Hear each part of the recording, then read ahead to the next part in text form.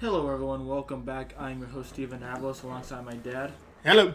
And today we're going to just go over what's been going on recently, do our usual coverage with baseball, basketball, and football. And how you feeling today, Dad? I'm feeling pretty good. A little bit sad about the Warriors' demise in the playoff, play-in tournament, which is, I think, a joke. Did you guys know, by the way, that the records that they score, say if a guy were to score, from what I understand, if a guy were to score 101 points. Extreme, but. Yeah, this is an extreme example. It wouldn't count in the regular season because it's a playoff atmosphere, but it's not playoff atmosphere. It's a play-in game. It doesn't count for playoff points because, once again, it's a play-in game. So what if some kind of record would be set? How would that be handled? Say, basically didn't happen? Or is it asterisk behind it? Well, I think later on it would be a play-in record. Because if they keep this, they do plan on keeping this around, if it does stay for a long time, then it would probably become a play-in record. Well, were you a fan with it? I was okay with the idea, but I just don't like the way that it's done as a tournament. I would have preferred if it was just two teams play each other just to get the last spot, not like a tournament. So you know what I mean? Like a wild card. Yeah, but it doesn't. It's the whole thing with that. With the Warriors got the 8th spot, yeah, right? And they would have played the Jazz, the number 1 spot. But instead, they played a team. Who did they play first? They played the Lakers first, right? And then they lost to Memphis. Whereas they should have already been playing the number 1 seed, a team they had just beat the previous week. Yeah. Well, the thing also with basketball too makes it hard to have a wild card is that they don't do divisions. They just do the top 8 from each conference, or that's how it was. With football and baseball, the reason why they have wild cards is to accommodate for teams that didn't win the division, but they were still good. They're still worthy of making it. Yeah, I hope this is a one and done thing because I don't like it. I mean, the whole thing about getting the 8th seed is you're in and that's it. I think they should establish divisions in the NBA, and then if you want to do this, you got to have divisions because then it makes more sense. Because you didn't win the division, so you might as well, instead of saying, well, yeah, you would have been here last year, but now you're not this year. You know what I mean? Yeah. Yeah, divisions would make it a lot more easier. And plus, it also helps establish rivalries, too. For baseball, we look forward to our divisional games the most. For basketball, tickets based on divisional games will sell more. Just some small things like that. Yeah, and to top it off, say if the Warriors would have gone all the way, to win the championship, they would have had to have 2 extra more games, or possibly 3 extra games than everybody else. Yeah. It just doesn't make it right. Yeah, get rid of this thing. Well, anyways, some other things go. Oh, well, actually, no. To keep talking about the Warriors, so I honestly kind of saw this coming with the Warriors because they, for the whole year, they have a hard time finishing games, closing them out. They could have big leads going into the fourth quarter, but it's not like how it used to be where you can have Clay, Curry, and Draymond just sit out the fourth quarter. No, those guys would have to be there. Besides Clay, due to injuries for the past 2 years, but. You see Curry just, literally playing his tailbone off. They released news that he actually had a hairline fracture on his tailbone. Curry? Yeah. That was probably the fall he took in Houston. And, the fact he lands on his ass tailbone section how many times a game? On any of his driving and layup, he slides across the floor on his ass. And that's how, every time, ever since that injury, you see him do that, you go, oh, please get up. Yeah. And the difference between the Warriors this year and other years is their secondary players just weren't as impressive as previous years. Or they weren't playing as much as they should have. I feel like Kerr should have put them in more, to give them confidence and all that. And because I know some guys Nico Mannion and Smile Beach, they didn't get their chances to do anything. That name again? But then you Nico? Is that what you call him? No, that's what I call him. But then you got guys like Jordan Poole. He was playing really well at the end of the year, and I just wish he got more playing time before that. Because he had some really bright moments, and he was getting more confident with his shot. He did take like some shots were like, okay, you're not Curry here, but it's you still like to see that instead of him being wide open and then just passing it. As we've seen with so many other previous Warrior players. Yeah, you have an opportunity in this, especially in this league, but on this team, to basically he led the second team for most of the second half, along with Wiggins, offensively. Yeah. You start the second and fourth quarters. Yeah, in the second half of the season, because honestly, for a while, I thought that he was going to be a goner, because he was like, "Where's Poole?" Well, other players that were, whatever happened to Pascal? Yeah, Pascal. That's been something that's been questioned about Kerr before with his coaching, is that he really relies on veterans a lot. Like, he doesn't really go with too many of the rookies, because by the time he inherited the Warriors, Curry, Clay, and Draymond are already superstars in the league. Well, not superstars exactly, but they became superstars that year. So there's nothing to worry about with them. But other guys, that they've drafted, haven't really gone as far. Looney, he's good, but not that many of the rookies. System well, great defensive presence, and sets monster screens. Yeah, but back to the point I was making, I saw it coming. They did well against the Lakers in the first half, but it fell apart slowly. Turnovers. Yeah, turnovers. Other guys not being able to make their shots besides Curry. Some bad officiating. Yeah, pretty bad. They let the superstars like the LeBrons flop their way to fouls and stuff like that. It's ridiculous. And the whole 3 rims thing, I think, was a joke. Just him saying that I saw 3 rims after getting hit by Draymond in the eye. Yeah, it's like, we get it. You made the shot. Why do you have to? It's like he keeps making himself the underdog. Like, you're already here.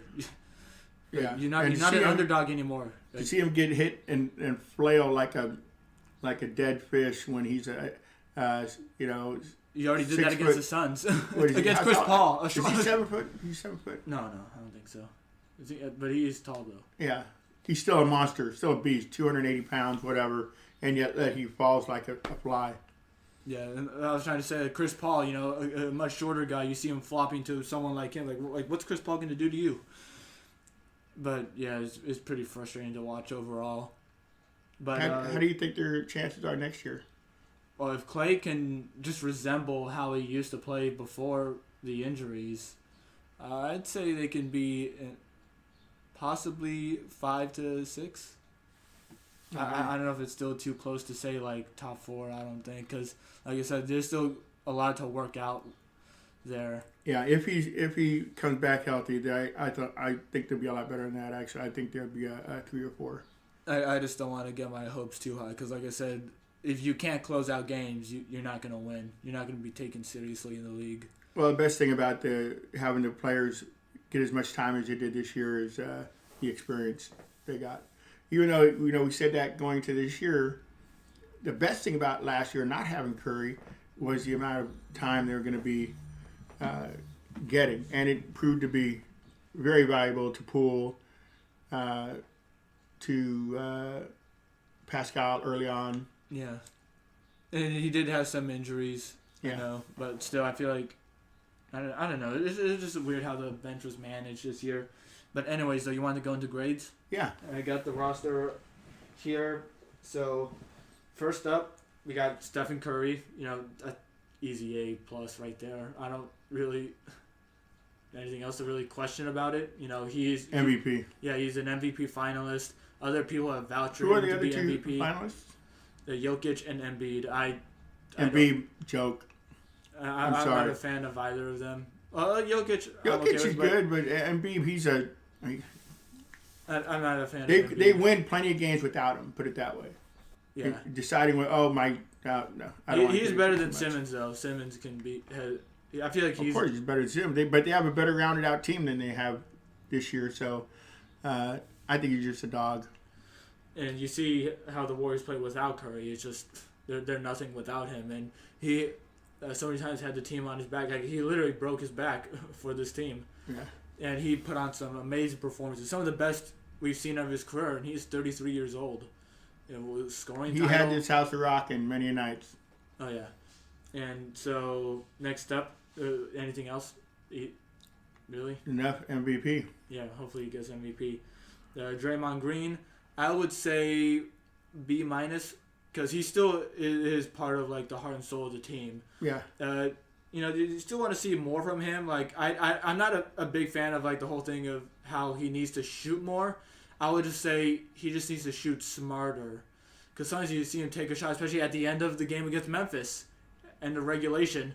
He was surprised that he was open as he was, and he just flailed the shot. He looked like he saw 3 rims. Yeah. And he went for the left one. Yeah, I'd give him probably about a B minus also. He has way too many turnovers. His lack of shooting and quality of shooting are something that need to be worked on. I mean, they say he's already a Hall of Famer. He's a great defensive player, but he's got to put the ball in the hoop. Bottom line.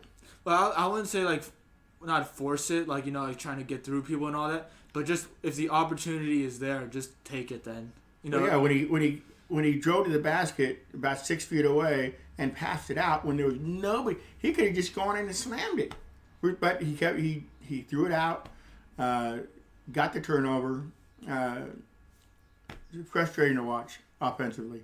Yeah, but still, we're giving him a B minus because we know how important he is to the defense. He's still got a great mind. He's great at leading the team. The way he's able to get assists and rebounds, stuff that you really cannot, undervalue. Yeah, if anything, I'd give him an A defense, a D offense, which is basically a minus. Well, you still got to give him more because the assists do contribute to offense, even if he's not scoring himself. But turnovers as well. Yeah, but he does these forced passes. Actually, speaking of turnovers, maybe because we really didn't say much about Curry's turnovers, even though he is priceless for the team. He had a lot of his turnovers as well. And his dribbling wasn't as sharp as years before, but he's 33 now. Yeah. So I give him a little pass on that. But next up we got Andrew Wiggins. I say B plus. Just barely missing A minus. The only thing that loses for me is just how he did have some bad performances this year. Curry did too, but especially in the end of the game against Memphis. Oh man, like that one of those 3 shots he took. Remember, didn't even hit the rim. Just straight off the backboard. I'm not saying that's a lone example, but I think you're sounding like it's a lone example. There's times he could have been better, but still, there were moments where he was like a total steal in the trade that we got him for. Yeah, he's got great defense. Yeah, had to be one of the NBA's most improved players. Oh yeah, as far as I'm concerned. Yeah, I think his shooting does leave a little bit more to be desired. I think, but his defense is great. Well, I'm going to bump him up to an A minus for what we were expecting of him. He played well above what was expected of him. His defense has been the best of his whole career, averaging almost 2 blocks a game, I think, along with his rebounds and to run the team when Curry was not on the floor. Yep. All right, so next up, even though he did not finish the year, we're going to talk about Kelly Oubre. I'd say C. I'd say. Well, tell me why you C. Well, just because there was so much expected from him. We were expecting him to be like a really good scorer. What do you remember what he averaged? It wasn't really not anything special. You saw how he started the year. It was awful. Yeah, and then even when he started getting good, he still couldn't be consistent, and then he got hurt a bit. Now that's not his fault, but still, it's just. He had a good stretch. Midway through the season. Yeah, he did. When he started playing more as a 6 man. Yeah, he was better, definitely better as off the bench. That might make me think C plus, but it's just there was a lot more that I was expecting, and I just felt uninspired by the end of the year. He showed signs of brilliance. Yeah, but it was so limited and it was so fleeting. I'd give him a C. Yeah, so we both agree on that one. Next up, another guy who couldn't finish the year. Again, I maybe B minus. Just because, there was a lot of potential. At least, besides Ubre, you saw the potential on the court. But he was really being, I think, undercut with some of the minutes he was getting. It's like, I feel like he should have been on the floor more. Yeah, I think Kerr, once again... undervaluing the rookies. Yeah, he was starting, coming off the bench, Make up your mind. Make him... Because he wasn't expected to do much anyway this year. He is a rookie.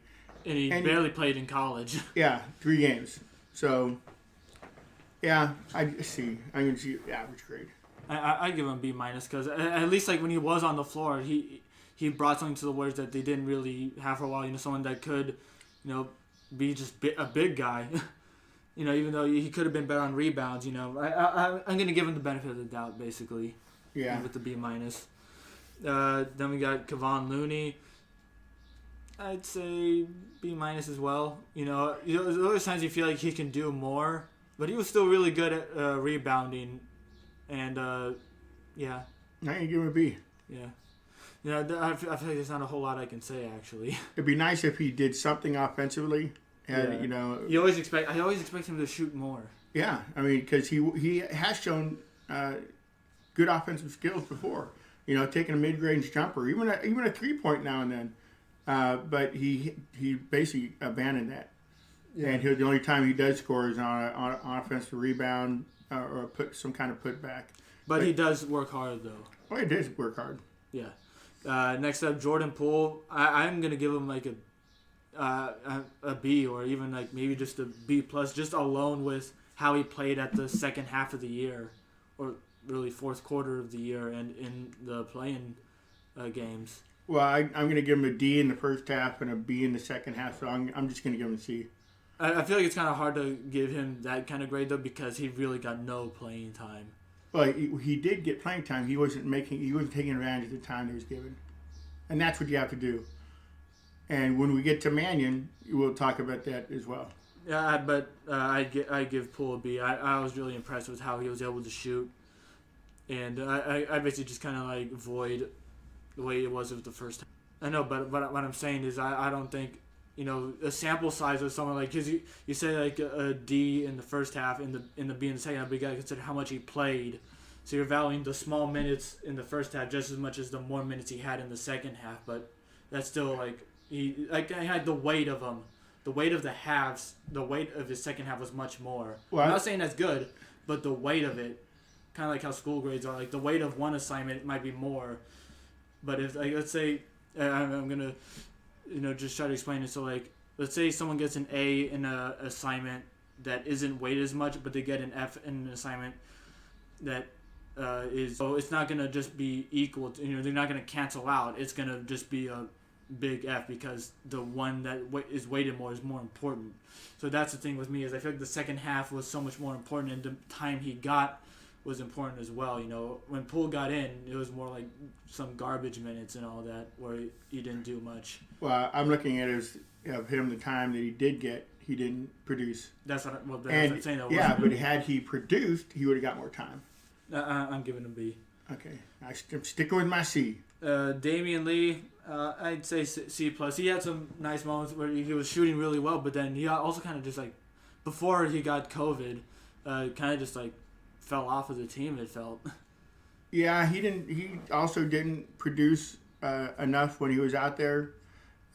Shaky first half. You don't know what you're going to get when he came out there. He did have some good moments. He hit the game winner. Everybody has good moments. What would you give him? I'd say C. I'm C minus. Below average. Ken Bazemore, I'd say C plus. I think he had some moments where he was quiet, or it's where's Bazemore at? In the final game. In the Laker game he was really good though. I liked him. The elimination game he didn't do nothing. Well, there's a lot of people that you could put that on, but I thought Bazemore. I'd say C plus for him. I'm saying B minus. Next up, Juan Juscano Anderson. I'd say a B easily. Somewhere in the B range. He deserves start of the season. D-League. Yeah. He did a lot. He earned a 2-year contract with the team, and a full contract, not a 2-way. contract. It was amazing. Yeah, he's going to add a lot of energy next year. Great off the bench. B+, maybe even an A-, just considering he wasn't like starter level, but just considering what he did, you know, in his role, he was great. Smiley D. Yeah, I didn't really feel anything, when he was on the court, and it just whenever he has the ball in his hands, it just seems awkward. I don't want to be pessimistic about him, but I don't know. I just can't really say much that. He took a place on the bench, kept the seats warm for the veterans. Pascal, I give a C just because I feel like I had more expectations for him. Considering how good he was. He started out the season great. Yeah, and then he got less minutes. And then his shooting got worse, I'm not sure if it was, but I wasn't sure if it was injuries because he was out for a while. But he just dropped off dramatically. Yeah, but his shooting did go down too, and I feel like he just wasn't playing the same. He wasn't. He wasn't taking the ball to the hoop like he did last year. He wasn't taking the outside shot. He seemed like he was questioning everything he did. Yeah. And you can't be an NBA player like that. C or C+ for him. Michael Mulder, B-, very small role, but he was able to hit some very timely threes. He had moments where he was able to just come in and hit a few threes, and he can go back to the bench. I'm gonna go with C-.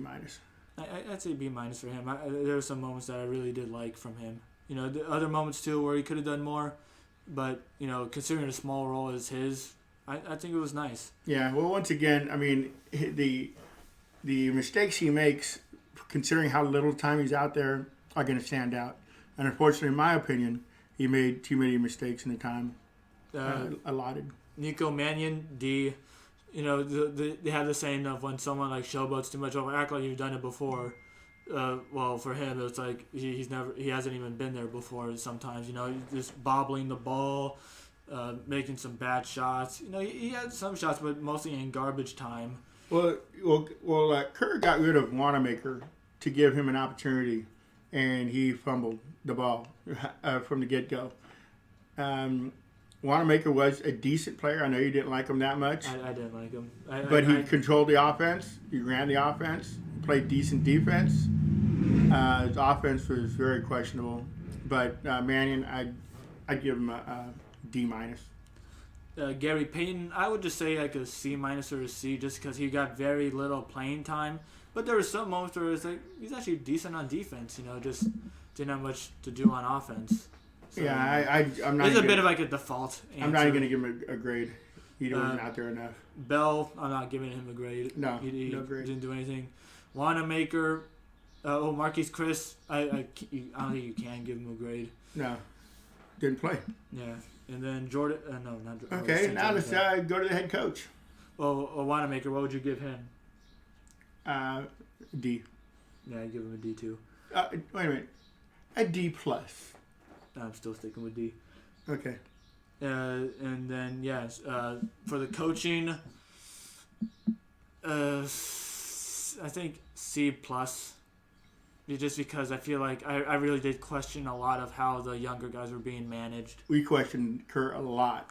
Yeah. And we can question the way he did the starting lineup many times. Or how he didn't put Curry games. He in important games he didn't put Curry in sooner. Yeah, I mean he managed Curry's minutes way too much. I mean, why if you're going to play him the entire second half like he did against the Memphis Grizzlies, why not do that against the Lakers and seal the deal? Yeah. Instead of falling apart in the third quarter the way they did. Yeah. And fourth quarter. I didn't like a lot of his things, but he's still a good coach in general. Yeah. But he's got to be better at managing the younger guys and Curry's minutes. Yeah. I hope he doesn't punish us when he listens to this podcast. But no, when? Oh, okay. But that's it. That's gonna be it for basketball. We could talk about the playoffs a little bit. What do you think? What do you give the whole supposed to make the playoffs at all? And they were supposed to have a losing record because all they had was Kerr. I mean, all they had was Curry. I'd have to give him a B+. The best I'd give him is B-. Okay, well, I'm sticking with B+. Because just the way they were unable to close out games was it became 39 wins. but it became too familiar with how often they blew leads. No, in fact, they had the lead. It had to mean something. Yeah, that I'd say C plus or B minus, just like literally like right there, like an 80%. Okay. As close as it can be. But for the playoffs, everyone has had their first game so far, and a team that I definitely gonna root for. I don't think they're gonna win it, but the Trailblazers. Just because of Damian Lillard, I'm a big fan of his. Oakland, born and raised, I do believe. Yep, and Arroyo freshman. That's the high There you school go. I went to. Isn't that high school you went to? That's what I just said. Okay. Yeah, but there's probably a reason why he only went there 1 year. I understand it too. But anyways, though, moving on, going into baseball now. That's it for the playoffs? There's not really much to say, I like the Atlanta Hawks. They're playing the Knicks right now, and they're a very interesting team. And it's a lot of the teams in the playoffs are getting a lot of players back. They weren't playing their key guys that were hurt late. Like, for instance, Conley for the Jazz, and who was also missing Mitchell, who they should have played yesterday. Jazz lost yesterday, by the way, to the Memphis Grizzlies, which they shouldn't have done. No way. And Mitchell was available, and decided not to play him. And a little controversy regarding that. Yeah, and then the Suns beat the Lakers. I think the Suns can beat them in possibly 5 games, honestly. Suns are just that much better. Just to go over all the series, actually. So, first up, there's Philadelphia and Washington. I think Philadelphia will win that in like 5 or 6 games. What about you? I'm going to go with the underdog. I'm going with Washington. How many games? 6. Okay. Next up, Knicks and Hawks. You're in football mode, aren't you? I'm gonna go Knicks. You want to talk about the Raiders right now? No, I'll go Knicks in 6. Okay, I'm going the Hawks. Milwaukee and Miami. Milwaukee. No, I'm going Miami. I'll go Milwaukee and I'll go Heat in 7. I think it's gonna be that tight of a series, and I think Milwaukee will choke. Brooklyn and Boston. I'll go with Brooklyn in 5. Oh yeah, Brooklyn 5. Yeah, the Celtics aren't that good, but they can steal one. Utah and Memphis. I'd go Utah in 6. I don't think Memphis is gonna be able to hold them off when Mitchell comes back, or if Utah's smart enough to get Mitchell back in. Yeah, I think the cream will rise to the top. I think it'd go with the Jazz. Clippers and Dallas. I'd say Dallas in 6. Yeah. No, yeah, Dallas. Clippers are playing their usual rollover dead in the playoffs. Yeah, I'm going to go with Dallas. Denver and Portland. I'll go Portland in. Phoenix and Lakers. I'll go Phoenix in 5. Phoenix in 6. I won't even be surprised if Phoenix wins in a sweep. I just think they're that much better. They are a good team. Yeah. There's a reason why the Lakers ended up in 7. Yeah. Injuries did have a lot to do with it, but it's just, I feel like, someone's going to tweak something again. Yeah, matter of time. Bunch of old guys. And plus, there were times where they did have their full roster and they just didn't play that well. Yeah, they played so few games together. Yeah, same like with Brooklyn. They had the same exact thing. Yeah, I think they played, 3 or 4 games, the entire team? Not a lot. Not a lot. But now that we're done with basketball, we're going to move on. Do we have a victor for the NBA title? You know what? I'm going to be daring and say Phoenix. I say Phoenix wins it all. They're going to beat Brooklyn. That's going to be a hell of a series. If those two are finalists, it's going to be a hell of a series. Because you're talking each team scoring 130 plus a game. Yeah, it would be a shootout, but I just think Booker will carry. I don't want Harden to ever win a title, which because I'm saying that they're going to end up winning this year. So I just jinxed myself. Okay, but now moving on to baseball. So the A's.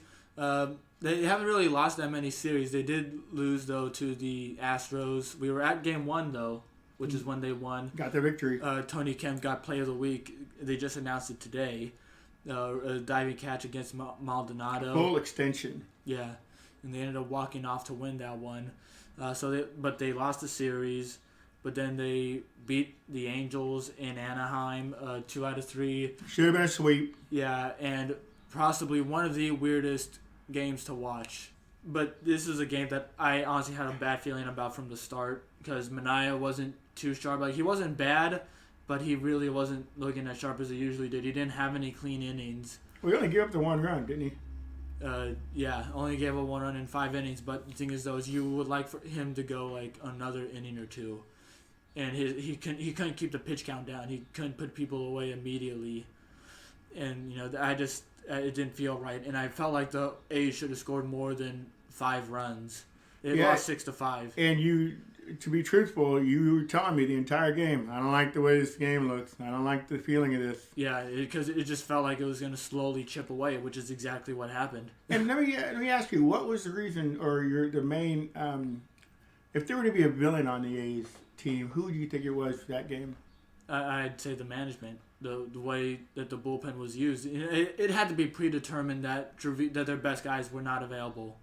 Like, there's no way that they don't put those guys in. You mean like Romo? Yes. They put Romo, Gudon, and Gudon got out of jam though. No, he allowed another run. He allowed a hit, which put a run in. Yeah, but he didn't start the jam. He relieved somebody, didn't he? Yeah, but he still allowed a hit though. You inherit a guy, but you still got to get them out, especially because he had 2 outs. If it's like a sac fly with less than 2 outs, then yeah. Well, that is a sac fly, but if it's like that, then that's understandable. You can't blame him for that. But if there's guys on and they allow a hit with 2 outs, then I think you can't. That's unacceptable in your mind. Yeah, and Gudon's not a good pitcher. No, he isn't. And the fact that those 2 guys got put in before Petit, Diekman, or Trevino, or just not have Bert Smith go another inning. Yeah, which he did the other day. The other day, what, went 3 innings? Yeah, but this is where it hurts to not have guys like Puck, Rosenthal, and Wendelken. Even Weeks. Yeah. But that was a poorly managed game by Melvin. Yeah, that was just frustrating to watch. And I was right. I didn't like that I was right, but I was. I didn't feel good about it. I hate when you're right, too. Yeah. If that makes any sense. But, the A's are still doing really good. Luckily, the Astros got swept somehow by Texas, thanks to Adolis Garcia, rookie for them. He's batting above Thank you, Rangers. He's batting above 300 with 14 or 15 home runs, and he's got 39 RBIs, and he did get a walk-off hit, and he carried him in that series. So, thanks to him, but hopefully he doesn't do that against us. Probably will. But these next few weeks are going to be really good for them. There's a bunch of back and forth between Angels and Mariners, but eventually they do have the Yankees, Houston again, and then I feel like the Rangers can be challenging, but hopefully, they can take advantage of the Mariners and Angels. As long as they win. They also got Colorado and Arizona as well. Yeah, but as long as they win a series, and they were on a streak there where they won about 6 series in a row. Mm-hmm. So, just keep winning the series and you're going to be okay.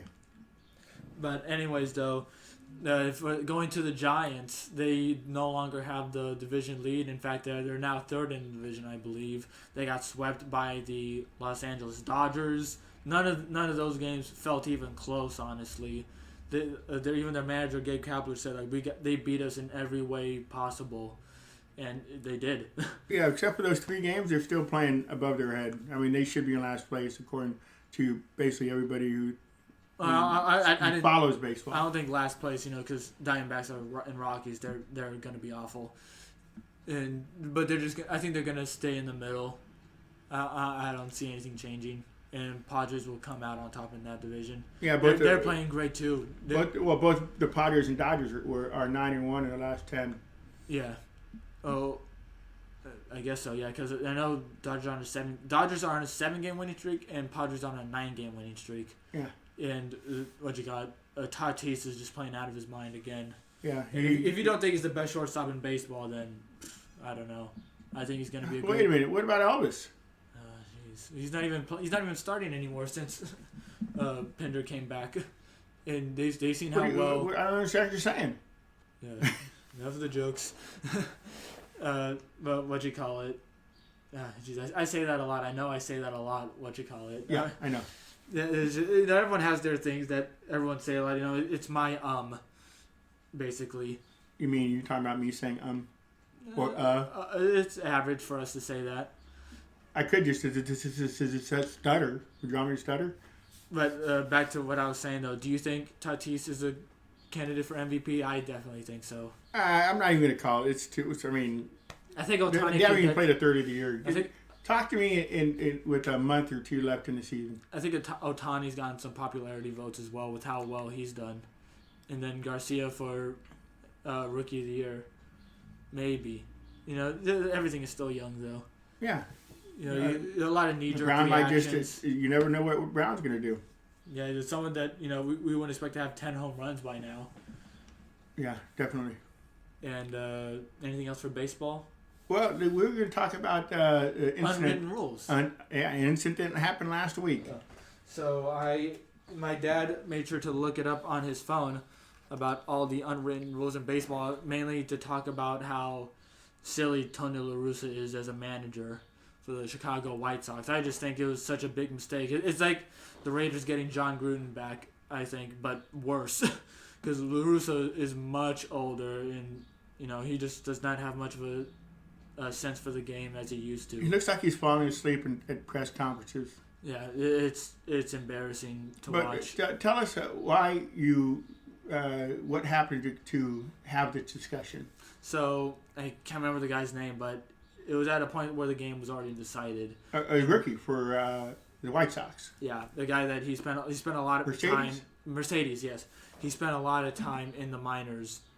And he got a position player pitching, Astudillo from the Twins. Like I said, game's already decided at that point. And on a 3-0 count, Mercedes kind of reaches for one and then hits a home run. And Tony La Russa, you see him disapprove of it. You got other. You were admonished by the management. Yeah. Wait, what? Admonished. Yeah. Was I? No, he was. Oh. Mercedes. For swinging at a 3-0 pitch with that big of a lead. What are you supposed to do? Yeah. Not swing at it? Just strike out? Why? Well, it was a 3-0 count. I think he was going to walk, but yeah. Either way, a man's on base. You just decided to round the bases instead of just staying on first base.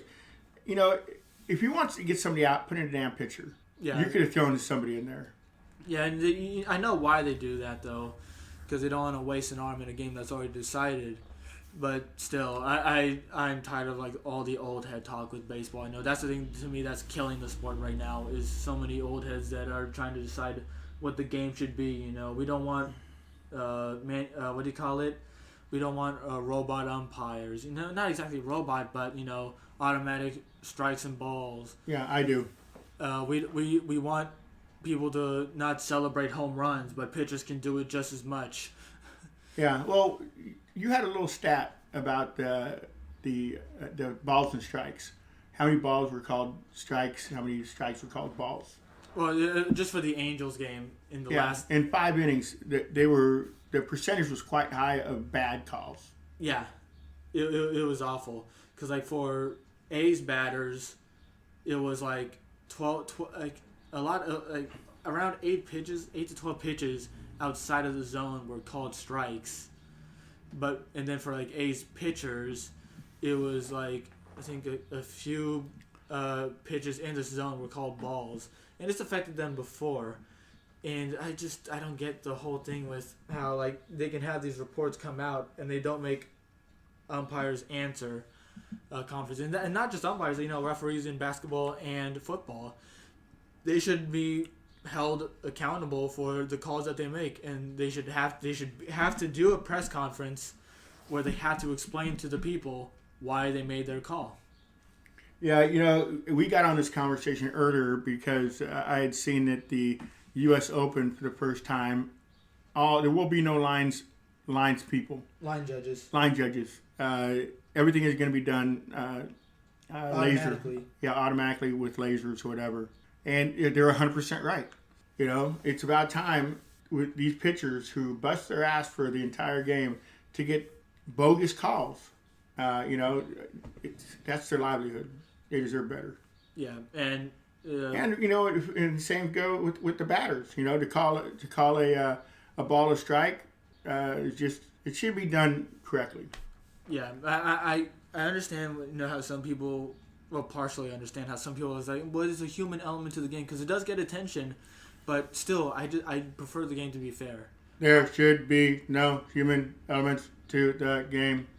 Yeah, that's my best go-about impression. Yeah, I feel like that's what people fear of when it's like, oh, well, then it's gonna be too formal. Like, no, we're just making it right, and the old head thing. It's not all conservative, really. It's also like, I don't know how to exactly say it, but I also want players to be more lively.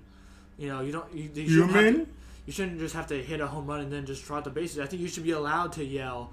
You got other sports in basketball where you see people, they beat their chest, or guys, going into the stands celebrating a touchdown. Let a guy flip his bat if he wants to. You got pitchers, they punch their glove and yell when they get a key strikeout to end the inning. Yeah. And save the game.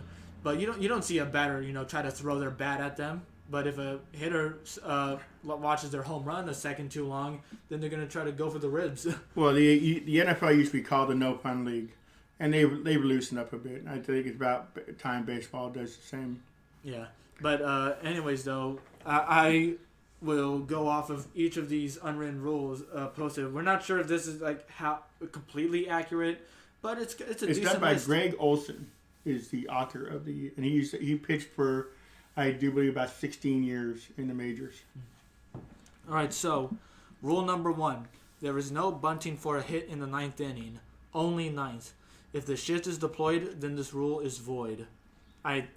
If it gets you on base, do it. Exactly. I don't know what else to say. Like, do you not want to win? Yeah, I mean, I could see it if it's a blowout, or a no hitter. Or a no hitter. I see bunt on a no hitter. I'm sorry, bunt on a no hitter. If this guy's that good. The thing that would piss me off is if someone leans in on a pitch during a perfect game, because I've seen that before. I think that's weak. Yeah, because leaning in is supposed to be illegal, but umpires don't really call it that much. No. And actually, Canna has. I remember he's had some pitches get close to him because sometimes a pitcher might think he's leaning in, and I see him sometimes. He's been accused of being a leaner. There are a few times though where I do feel like he doesn't really back away from it, where you can tell like, I'll take one, and it's like, be careful with that because someone will try to hit you eventually if you lean in. Yeah.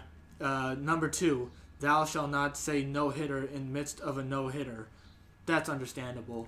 It's a superstitious thing. I understand people's superstition. I think it's more superstition than unwritten rule. It's like if someone hasn't missed a shot in basketball, or someone hasn't missed a pass in football. Some things like you want to keep quiet about, or someone has a perfect game in bowling. You don't really want to say anything. Hey, look, he's bowling a perfect game right now. Just don't say anything. I understand that because that's more about the person's psyche. Yeah.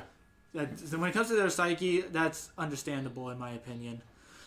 Unwritten rule number 3: if you hit one of mine, I hit one of yours. So that's talking about if a player on my team is hit by a pitch, a player on your team will be too. I say screw that. Just be the bigger man. Be the bigger team. Don't stoop to their level. And that's also putting a man on base. What if he scores? Then you just look like an idiot. Yeah, I agree.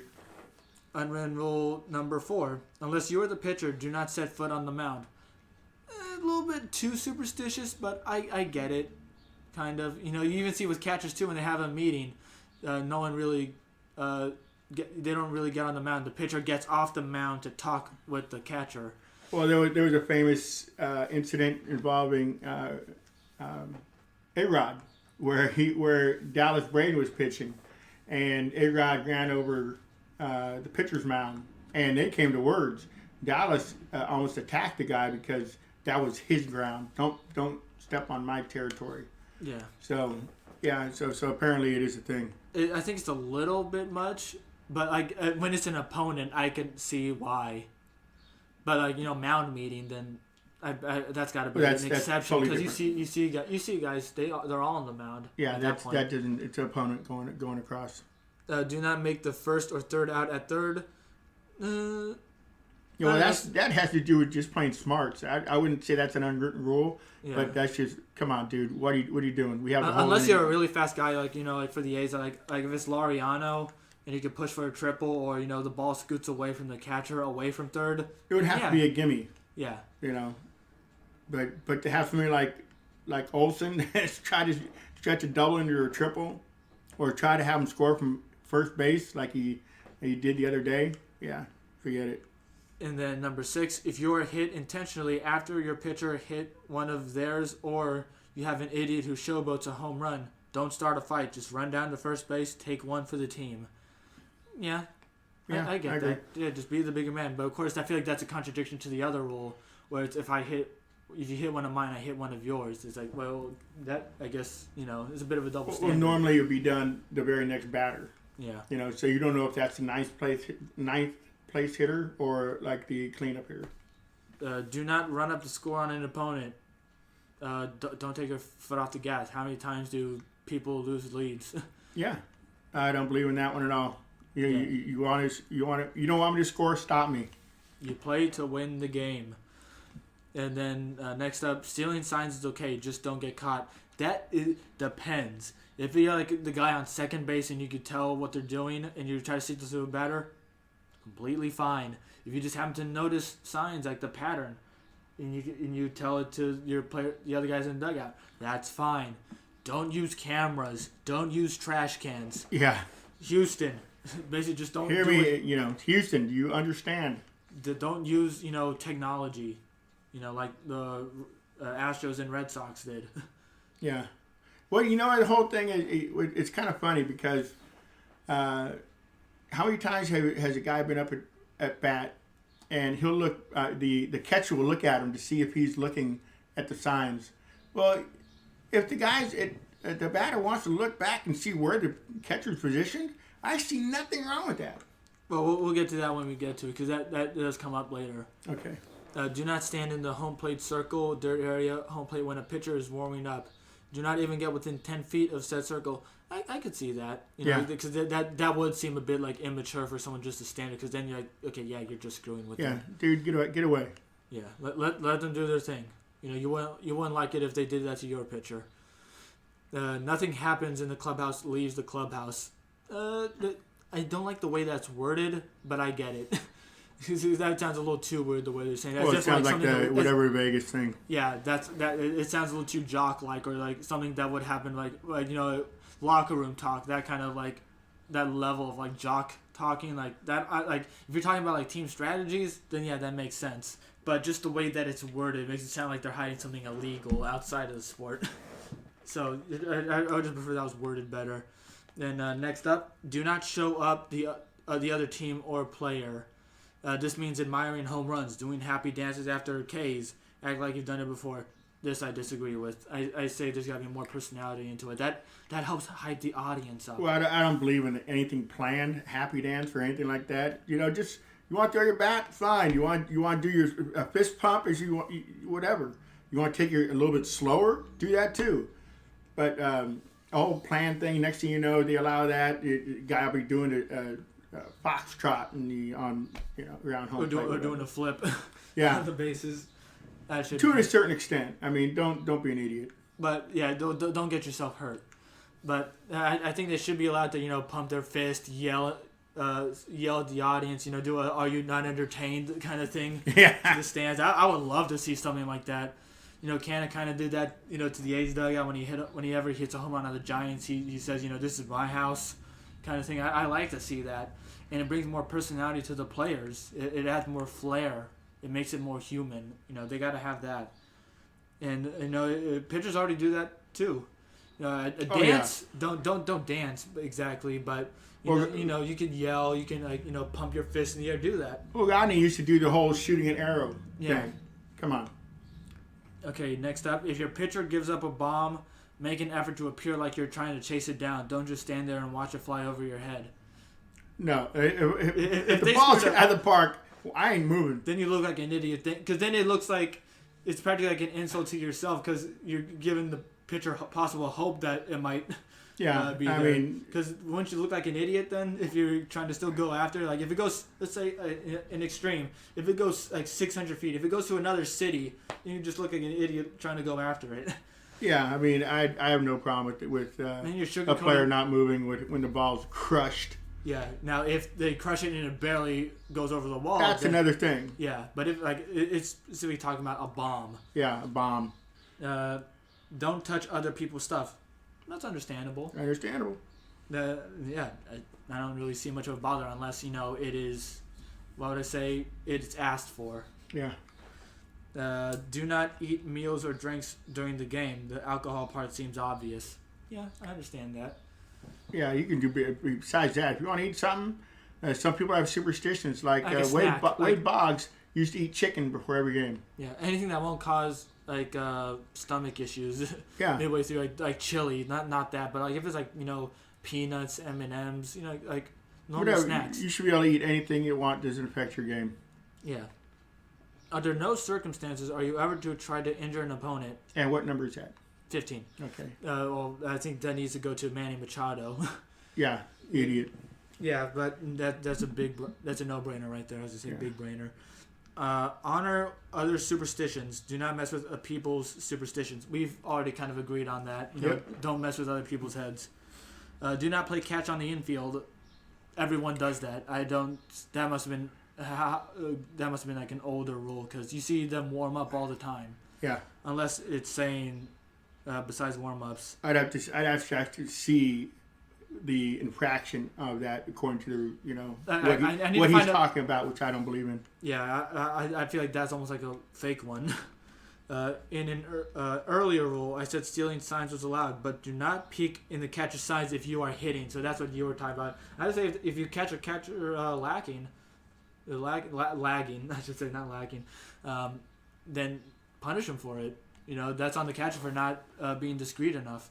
Yeah, I see nothing wrong. I mean, I know this is definitely an rule that I don't agree with. If you're the hitter just staring at the catcher as he's giving signs the whole time, then I think that might not use. I think he's basically not stealing the sign, but finding where the catcher is positioned. Yeah, but if you're the batter and you spend a lot of time just staring at the catcher, looking at what he's gonna do, and you're gonna get hit. Him, then I think it's okay to get hit.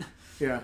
Then that's just that to me is an unwritten rule. So, but if you just take a little peek, just to get maybe where he's putting his finger at. Yeah, you see the catcher put his fingers down, looking up at the batter.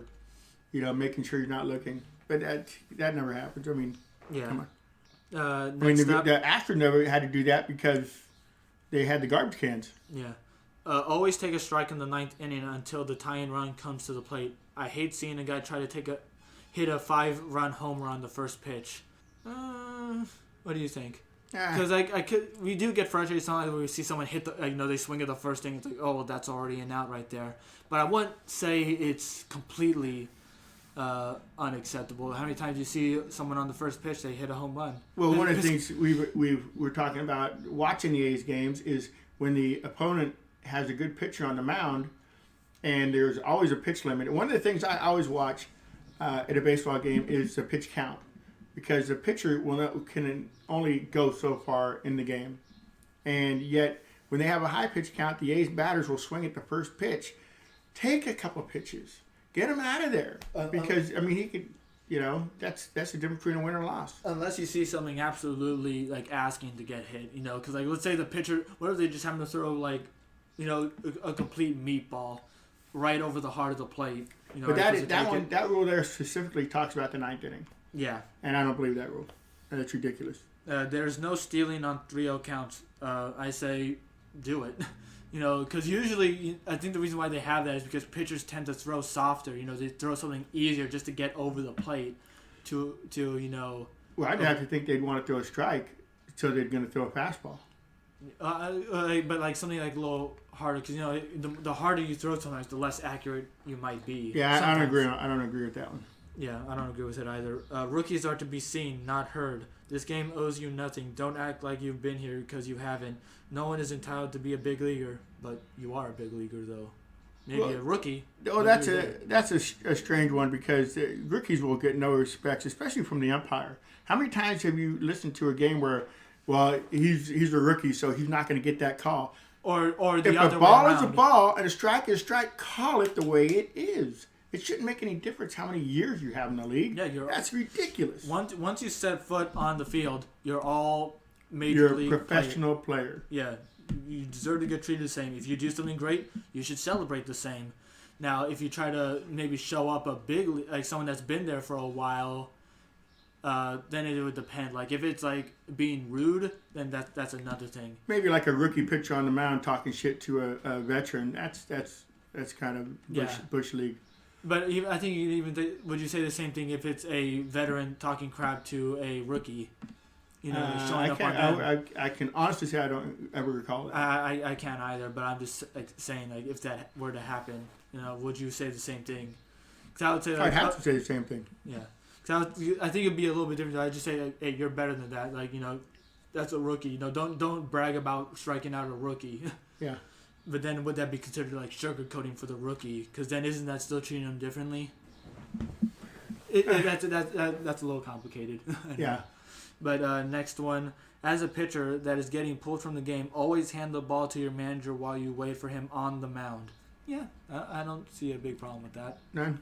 Yeah, you know, just don't be like Trevor Bauer, you know, like chuck it all the way over the fence. That was pretty funny. Yeah. Even though that it's not good for the game, but it was funny.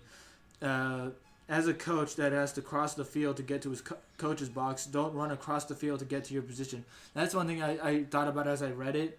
Is like you never really see the third baseman coach or the first or third one, depending on which dugout they're in. They go across. They always seem to go around.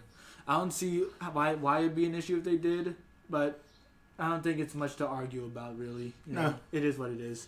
From what number? This is 25 now. Don't swing so hard that you fall down, literally, or fall across home plate. That's what I don't think that's an unwritten rule. That's just just a thing to not do. Not an unwritten rule, because I don't see how that would get you in trouble with other people. No. That's just bad playing. Yeah, I mean... It's simply looking silly for yourself, not, like, embarrassing others.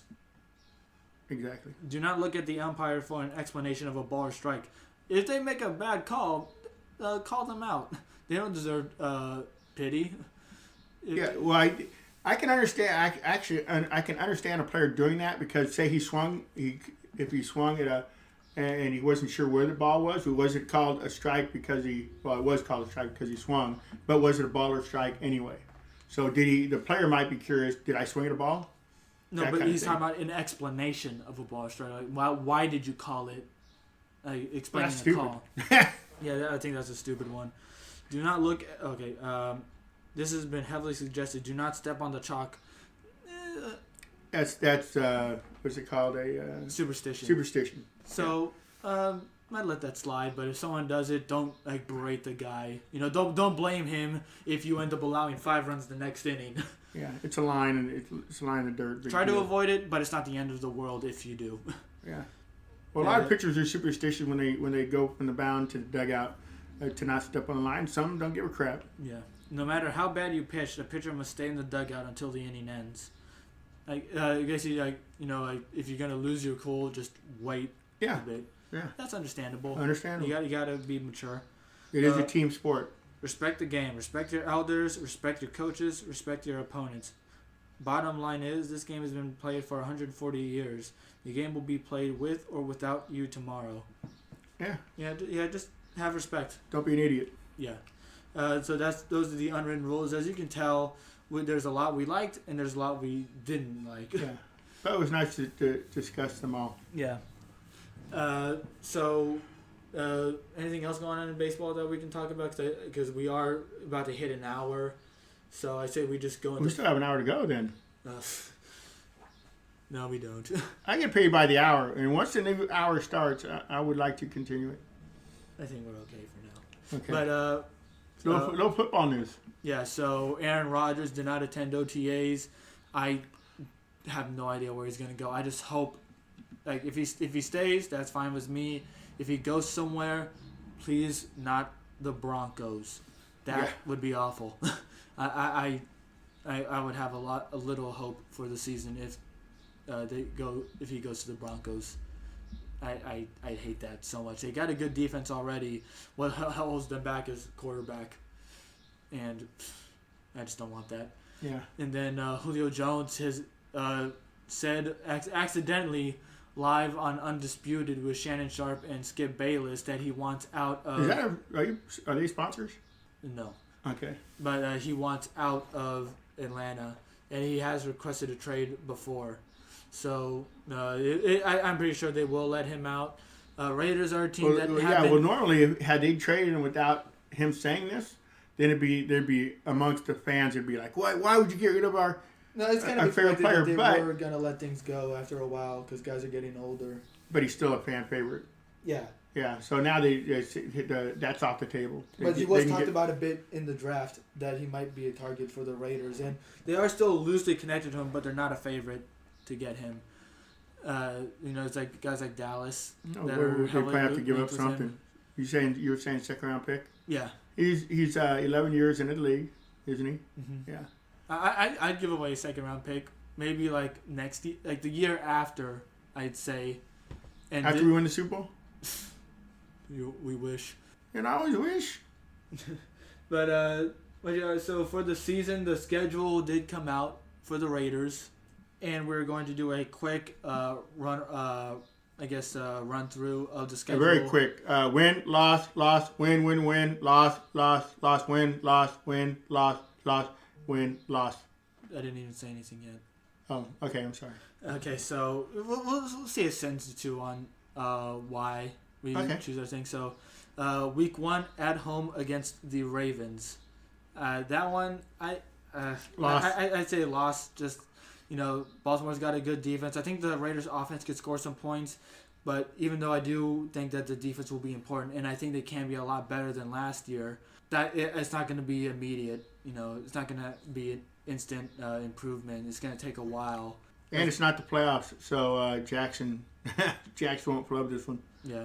The Steelers, I could see them stealing this one. I think the offense is going to be a bit overrated, especially if Roethlisberger's still quarterback. His arm is, not that existent anymore. Yeah, it's a win. Yeah, I say they win. They still got a really good defense, but I just think the Raiders have the better offense, and they'll be able to score some points every now and then. And it'll be a good chance for the Raiders to prove something on defense for once. Dolphins, I could see them taking that one, but I'll still say loss. Win.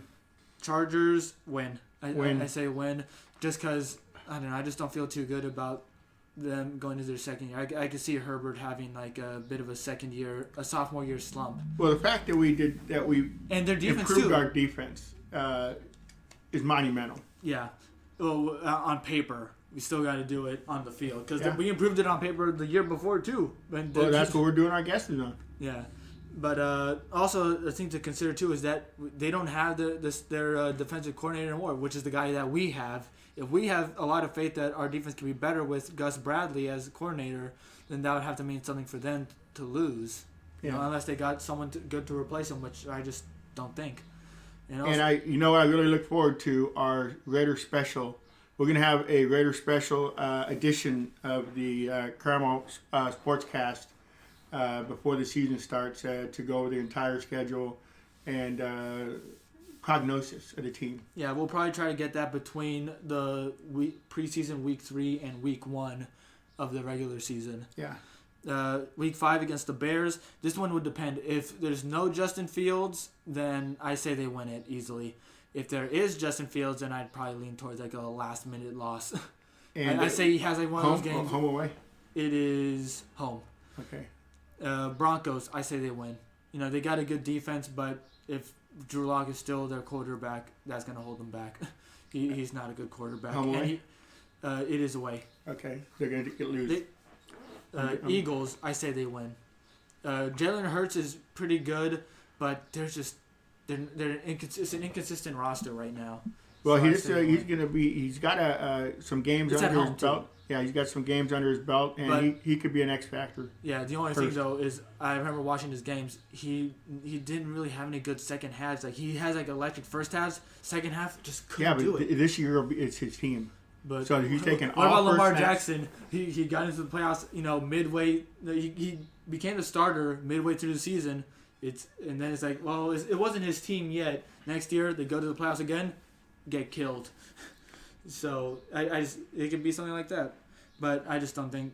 I think Eagles aren't consistent enough around. Yeah, I'll give the Raiders a win. Then the bye. lose. Just kidding. Giants, I say they win that one. If Daniel Jones is still quarterbacking, then definitely yes. But they made improvements last year. The Giants did. They have a good defense, but their offense, Daniel Jones, he's had I think more than one turnover in all of his games, like averaging. So you're saying there's room for improvement? Yes, but I say they beat the Giants. Chiefs, Allegiant Stadium. I don't know. I think they could definitely take one of them. I just don't know if it'll be home or away. So I'll have that. So when we go to the Chiefs again, I'll just say it's one of the two. I say they split that. What about you? Same. Okay. Bengals, I say they win. Home or away? You got to do the home or away. Okay. Bengals win. Cowboys, I say they lose in frustrating fashion. And that's going to be Thanksgiving. Yeah, it'll be a loss. Washington, actually, no, I might switch that. I have them beating the Cowboys, but Washington, they'll lose. Yeah, I can see them losing to Washington. Yeah. Washington's a tough defense. Yeah, I don't think their offense is going to be as good depending on who's quarterback there. But if it's like a scrub quarterback, then I say they win. But if they can get someone that's just decent, I say they lose. And that's at home.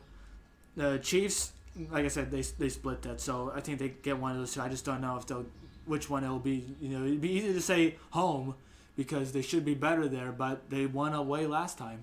Browns. I think, speaking of home, I think it's going to be very interesting because we had always said the Raiders will not have any home games this year.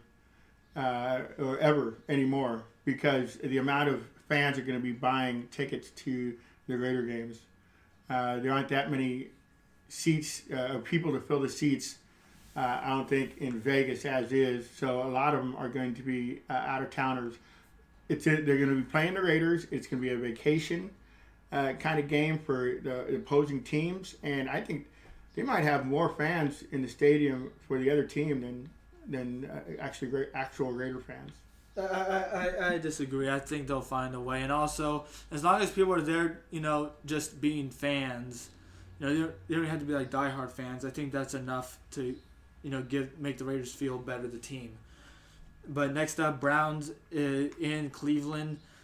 I'll say tough loss. Very tough loss. Yeah. Carr breaks his arm. Okay. Broncos at home.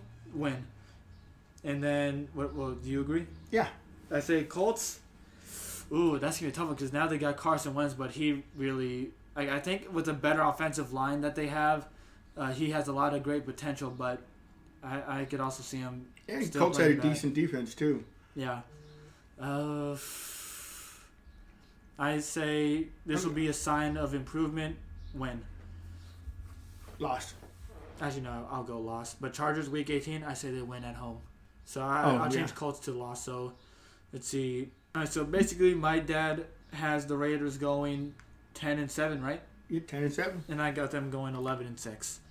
I could definitely see 10-7, especially with certain games, possibly being lost.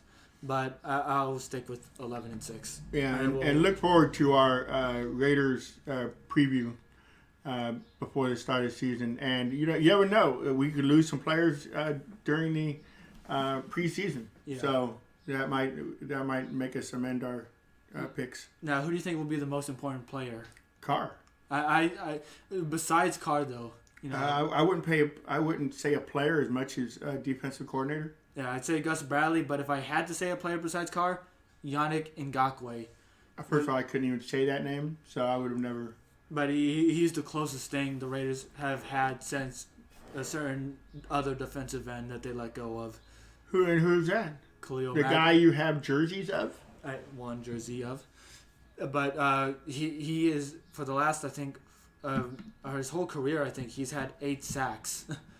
Like, no less than 8 sacks or something like that. He's great on the defensive line, and I think he could be a game wrecker. Okay. So I think he'll be the key along with Bradley. And they've worked together before. That's what got Ngakoue to come to Vegas in the first place because they had Bradley, or the other way around. It wasn't because you said, please come to Vegas. But, very funny. But anyways, though, that is our episode. Much longer than I honestly expected. But we do have one last shout out. Yes. Phil Mickelson. won the Players' Championship yesterday in quite a bizarre final round. There was at least 5 holes where two-stroke swings, 4 against him and Koepka. So it was nice to see 50-year-old, oldest player to win a major championship. So congratulations, Phil. Yep, congratulations, and that concludes our episode. Hope you guys enjoyed it. Good night. Good night.